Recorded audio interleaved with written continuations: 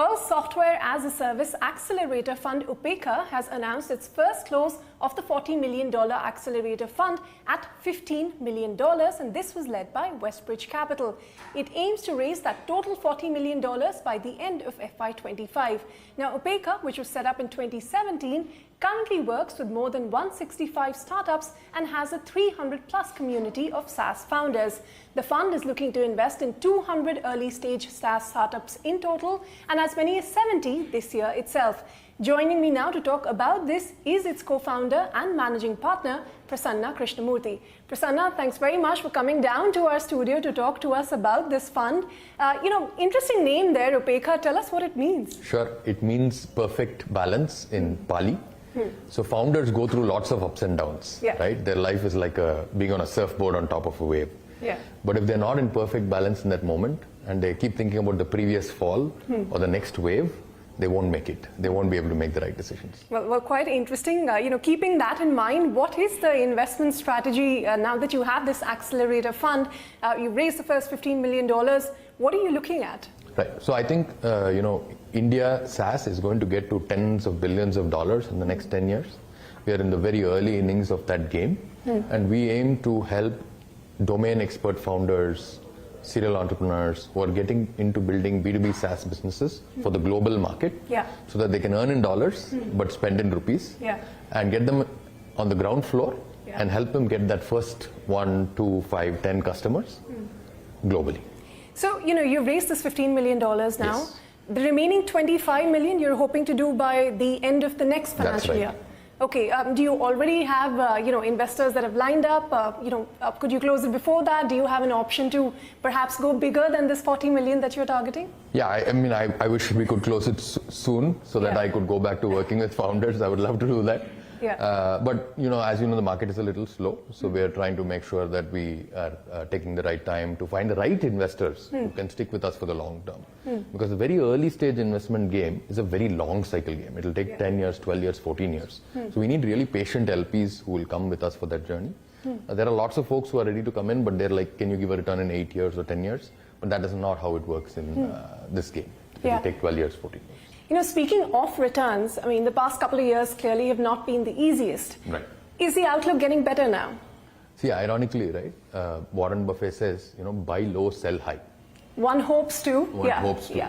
But if you see what's been happening in the market in 21 and 22, people were buying at insane prices. Right?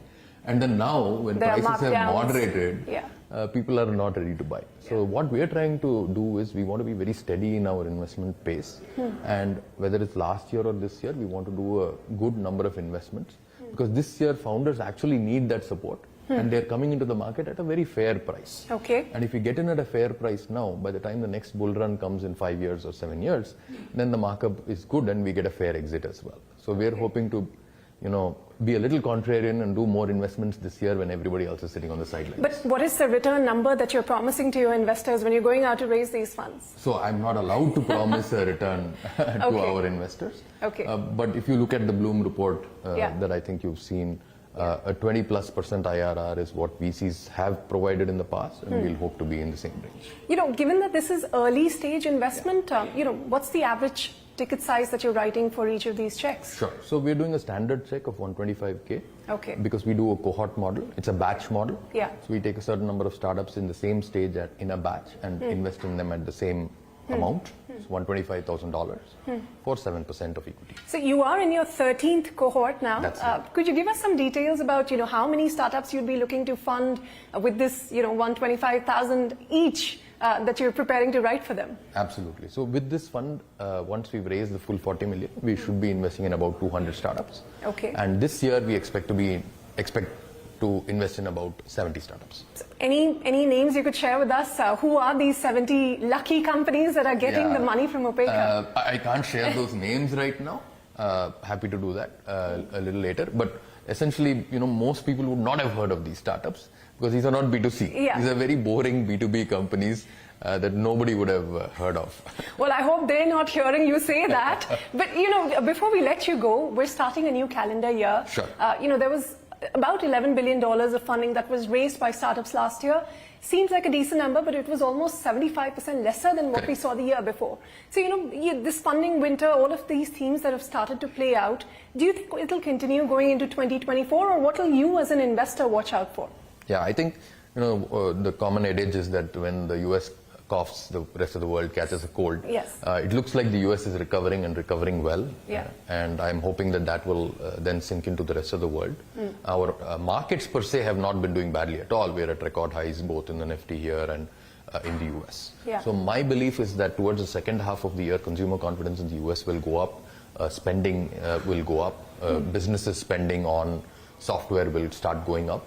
Okay. And then that will start driving more founders to deliver revenues, which will then start delivering in terms of investments. But any major themes that you'd be watching out for? I know you're very focused on SaaS, but anything that looks exciting overall? Yeah, I think so. AI as an enabler for SaaS is going to become very powerful. Okay. It's not exactly clear how today. AI will help different types of SaaS companies deliver that value.